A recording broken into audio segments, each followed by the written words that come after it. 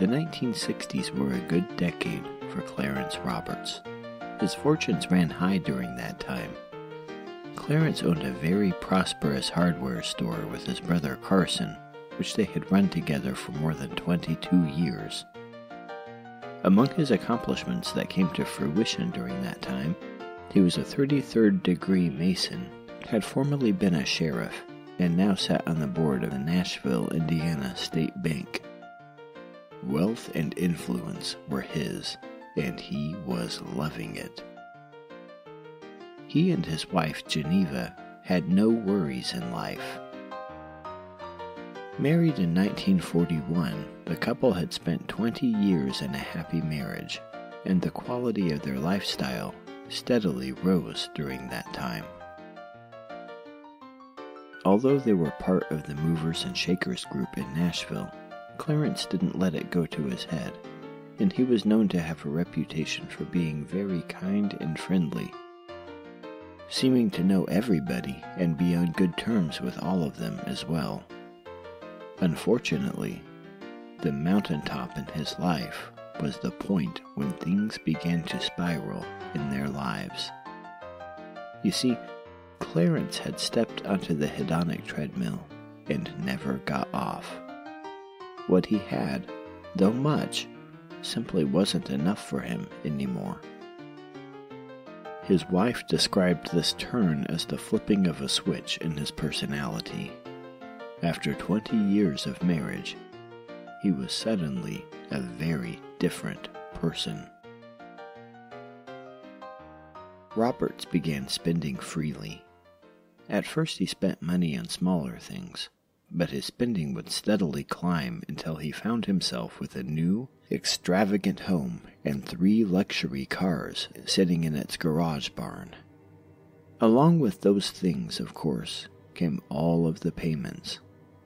Clarence began taking out loans to pay for his house and the things in it, but the cost was simply high enough that he couldn't keep up with the payments.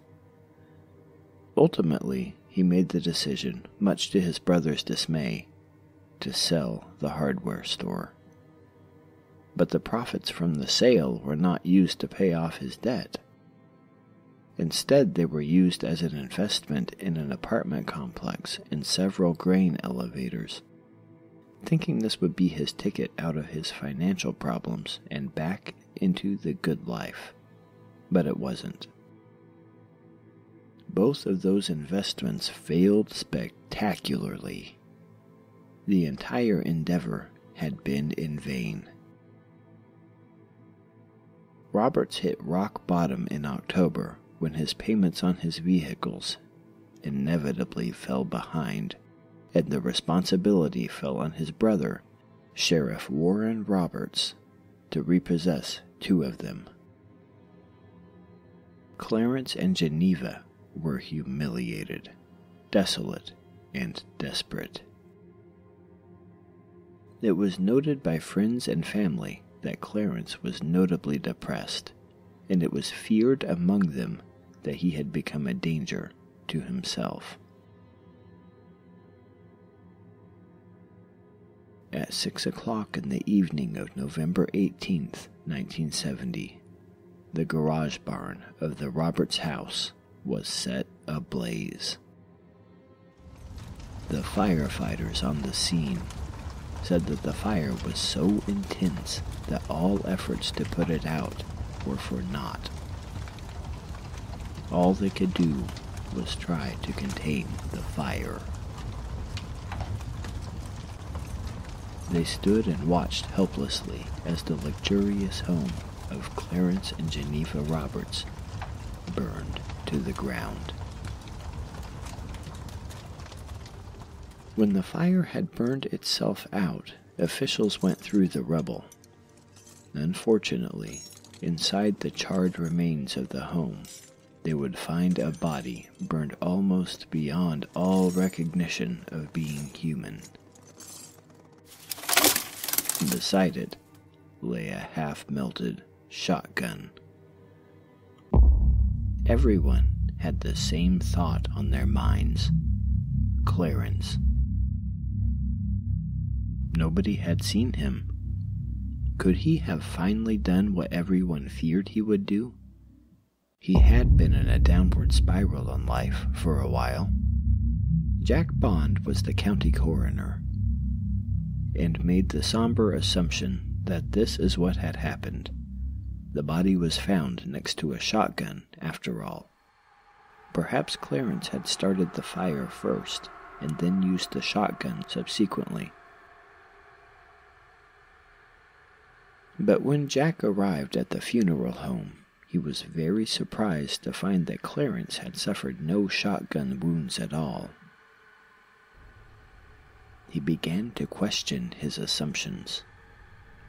When the autopsy was performed, it was determined that the person in the fire had not died of a gunshot wound or from the fire, but from carbon monoxide inhalation prior to the fire.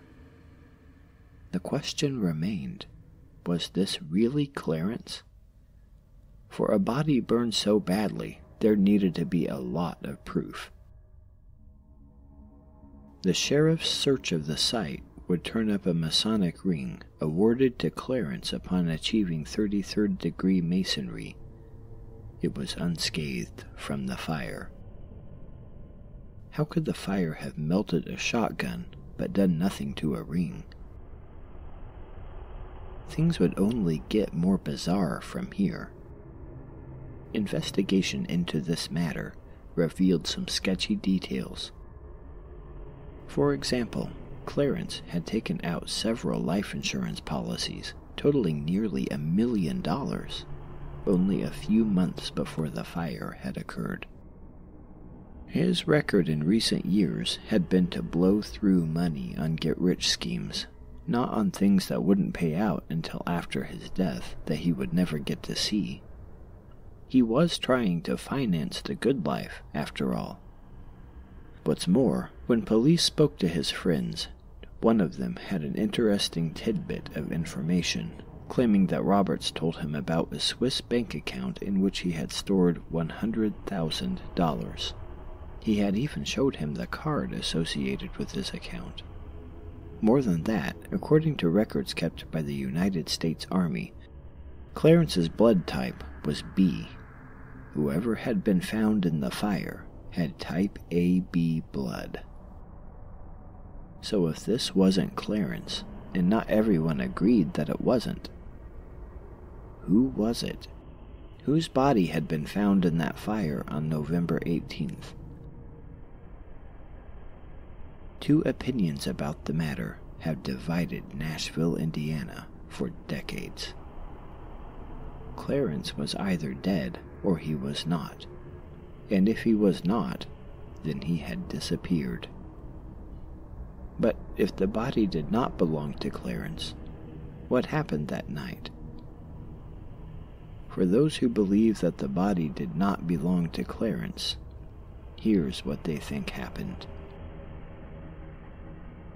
Witness testimony places Clarence in a Morgantown bar 2 days before the fire, in deep conversation with a mysterious vagrant who was also wetting his whistle that night.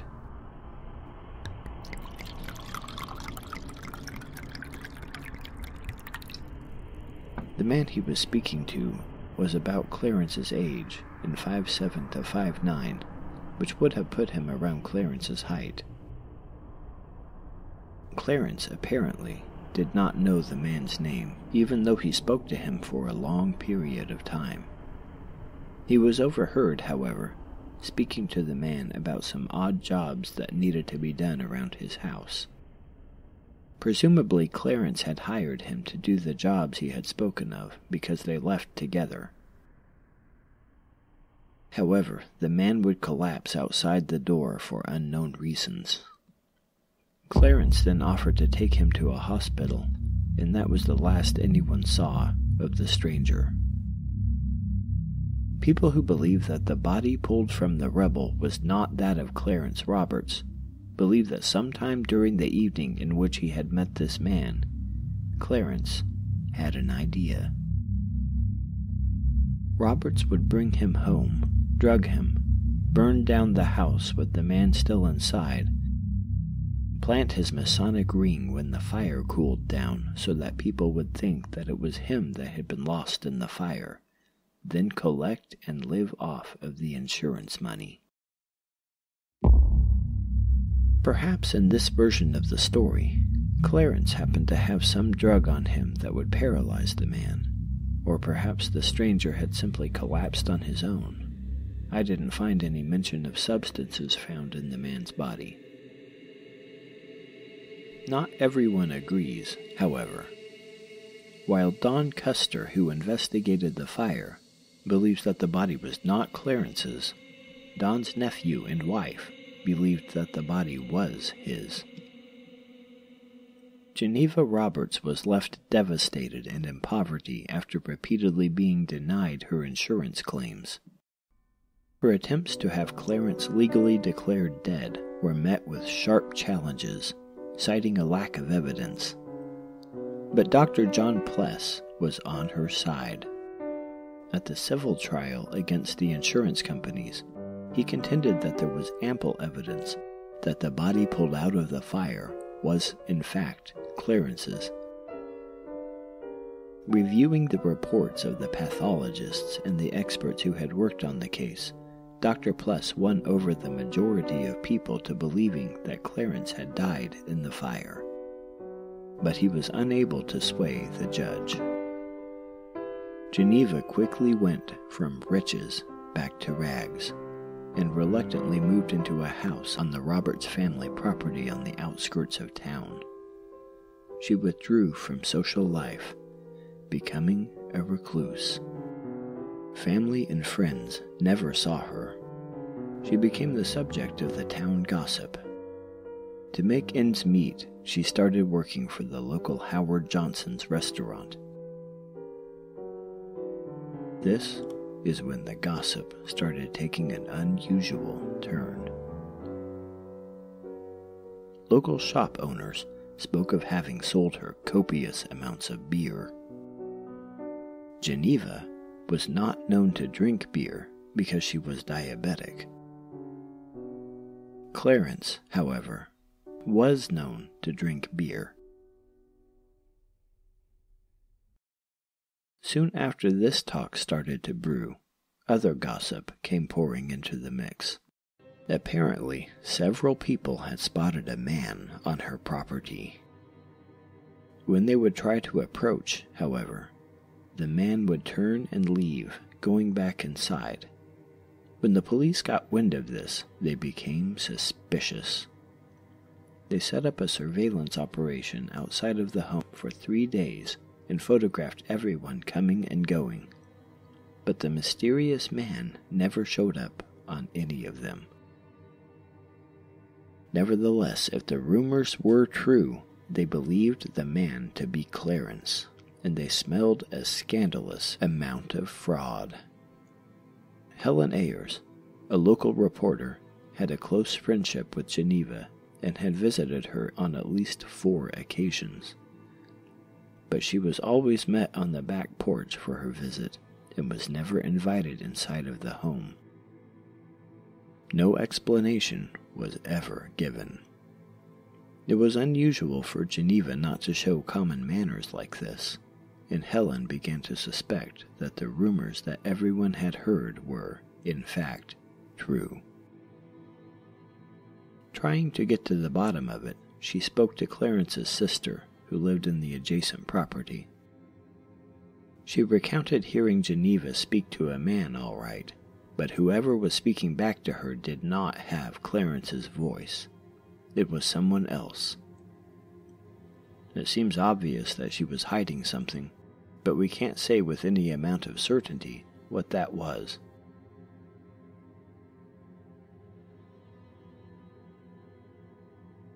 "10 years and 11 days after the fire, on November 29th, 1980, the house that Geneva now lived in was destroyed in the blaze of yet another fire.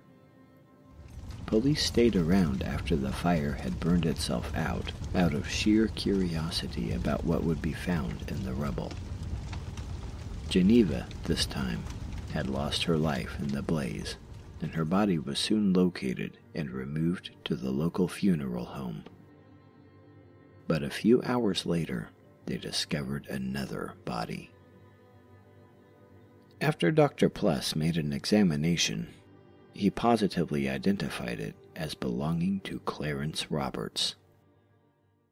How to break the news that this man had died for a second time was something they would have to figure out. What's more, the evidence from the fire was clear. It had been arson. The burn patterns went from Geneva's bed to the room in which Clarence had been found, and then out the back door. The accelerant used had been turpentine. That they know. What they are in the dark about is who did it. Was it Clarence, or was it someone with a grudge against them? We don't know. The answer disappeared into the night. Some remain convinced that Clarence died in the first fire. Others are convinced that he died in the second, and some retain the belief that he didn't die at all, but was still living his life somewhere. Was it Clarence or another man who died in the first fire? There was a lower right molar discovered near the body, a tooth that Clarence had had extracted years ago. The body pulled from the fire was wearing a plaid shirt rather than the blue one that Clarence's cousin had reported him wearing half an hour before the fire began. Witnesses put Clarence and the man together at least twice before the fire began. When the body had been examined, it was determined that he had died of carbon monoxide poisoning. When Clarence's car had been repossessed, it was discovered that he had knocked holes in the exhaust with a hammer. However, others believe it more likely that Clarence was killed by the man, and he escaped before anyone knew about it. It would be a long time before the fire died down, and that would buy him enough time to get out of town. Whoever it was, why did he die clutching a shotgun, especially if he's already dead from inhaling carbon monoxide? Insurance investigator William Mitchell moved to New Mexico, and in 1975 he reported positively identifying Roberts there. Other people who knew Clarence also identified him during trips to Mexico. So why the second fire? Who was the man living with Geneva, if not Clarence? And if the man was not Clarence, how did Clarence end up in the fire? We don't have an answer for that, though theories range from giving their kids the insurance money to a lover's pact. We don't know for sure what happened. To law enforcement, it seems obvious that the body in the first fire was not that of Roberts. But who was he? Every lead has led to nowhere. To others, it seems obvious that it was not Roberts. Today, in Green Lawn Cemetery, Clarence Roberts has a headstone over his grave. But is it the correct grave? Which, if any, of the graves holds his body? That is a mystery.